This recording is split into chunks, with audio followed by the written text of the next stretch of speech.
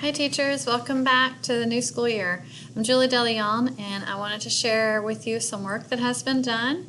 A team of us, including Marisa Tomei, myself, Melissa McCarroll, Liliana Kendrick, and Sam Shields, Samantha Shields worked on this, as well as some others put in a lot of effort this spring and this past summer to bring you a systematic and explicitly aligned scope and sequence for phonics, phonemic awareness, and handwriting. So I'm going to overview for you what this is and what this means for you and your students as far as supporting their early literacy needs. So first of all, this document is in sequence. What we did on the first tab, you see here, it says ELAR continuum.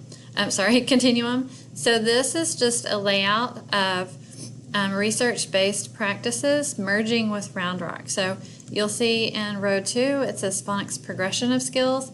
This is a research-based progression, which is the way you teach these skills over time, building from less complex to more complex. And then you'll see under that the Round Rock ISD progression, which is aligned. That takes into consideration our standards in alignment to this research-based continuum, so that you could look and see the skills that students will learn in Round Rock ISD from kinder to second as they align to this phonics progression, which is research-based. So I want to go and take you to the kinder ELAR. I'm just going to run through some things specifically so you get the big idea. So as you know, the Round Rock ISD adopted the Benchmark Phonics and Word Study workshop, and that was chosen and selected due to its alignment to the standards and that it is very systematic. Its scope and sequence is extremely systematic and explicit instruction to support students in their early literacy needs. And it has lots of tools. You're going to find a wealth of information to support your kids. So on this, you can see that it's aligned by the weeks in a school year. So starting on week 1, the first 3 days of school we didn't take into consideration for this. We wanted to start with a full week. So you'll notice that the way this organizes is it lays out a scope and sequence in kinder for phonological awareness across the year. So if you move to the right over and over, more and more, you see the progression of the scope and sequence. It's very tightly aligned to the standards and the skills as in a progression. Then you'll see a primary skill. So that is like the main focus of a lesson, the primary skill that needs to be taught. That is embedded in the lesson with preview skills and word families. High frequency words, we're going to use the high frequency words from Benchmark because they're explicitly and systematically built into the lessons to progress over time. So Round Rock ISD, if you want to know what are our high frequency words, you would look at this column for your grade level. And the skills, like here it says primary skill, preview skill, and word family. Benchmark does these a little different at each grade level due to the literacy, where the students are falling on that literacy continuum and what needs they need to move forward. So in kinder, you're going to see a lot more phonological awareness. In first grade, you're going to see secondary skill and word family work, and then in second grade you're going to see that phonological awareness doesn't show up right explicitly, it's embedded, and then you're going to see this transition to multisyllabic words.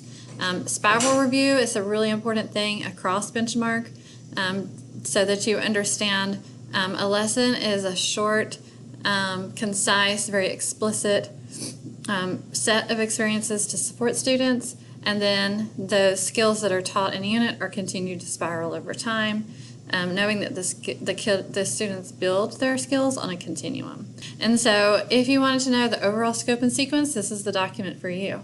Also on this document, I wanted to point out to you handwriting. So you'll see this is second grade. It has handwriting. Cursive is what we're doing in second grade according to the TEKS. In the reading academies, we learned that it takes 1 to 2 years to be proficient. So we're going to start cursive handwriting at the beginning of the year in the scope and sequence, and this is also reflective in the ARC. For first grade, you will see this is where to look for your handwriting systematically, like what am I teaching each week, and how is that working. First grade and second grade are directly aligned to the benchmark units. So if you look in Handwriting in Benchmark Universe, you would see the same. The My Name unit in first grade is a Round Rock homegrown a unit, and it's just a set of experiences for your students. Help them work on their early literacy, their name, getting to know each other, and some of those important early skills in the school year as they move into deeper phonics and phonological awareness work. Kindergarten, this is a Round Rock designed handwriting program. What we did was we looked at the primary skill, and we built this handwriting scope and sequence over the year, aligning to the primary skill. So we wanted children to learn the letter formation as they learned the sound. That was the goal. And then to build across the year, they will begin to practice more and more as they learn letters, building from like letters to words, and then finally at the end of the year to writing full sentences and practicing all the things that they've learned. In kindergarten, we introduce lowercase first, and then we go to uppercase. Here we also have the My Name unit. I want to show you that the handwriting resources, I'm going to focus on handwriting resources now. So if you want to know more about that, here's what we're going to talk about in this next portion. So handwriting resources, if you click that link, it takes you to this resource guide. This is a set that we have designed for you. Our small little team here developed over the spring and the summer. After taking the reading academies, we realized that we had a need in Round Rock for handwriting. And so we did some surveys and looked at the budget, and this is what we came up with as a support for your students and you.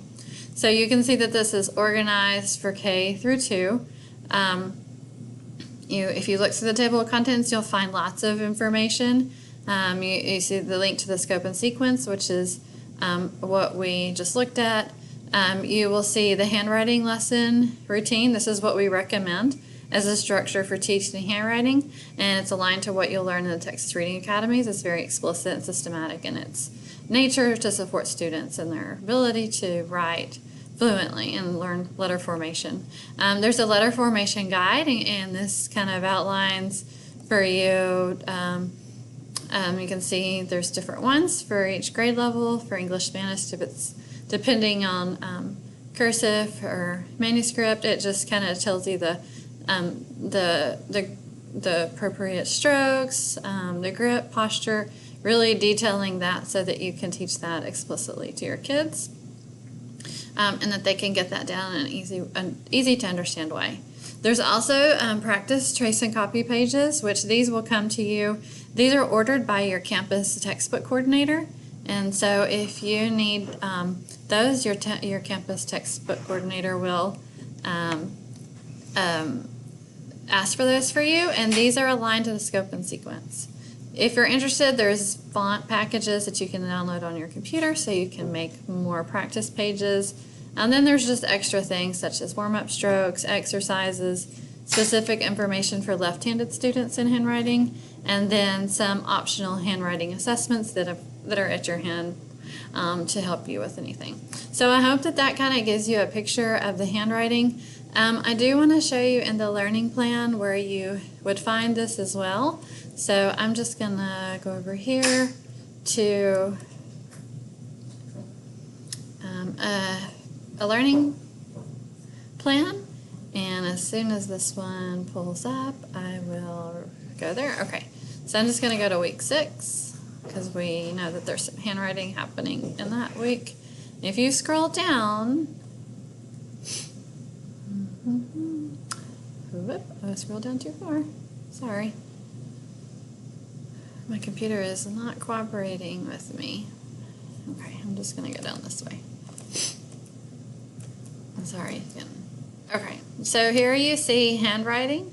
So it lists for you the scope and sequence, which I just showed you, and then it also shows you the handwriting resource guide, which I showed you.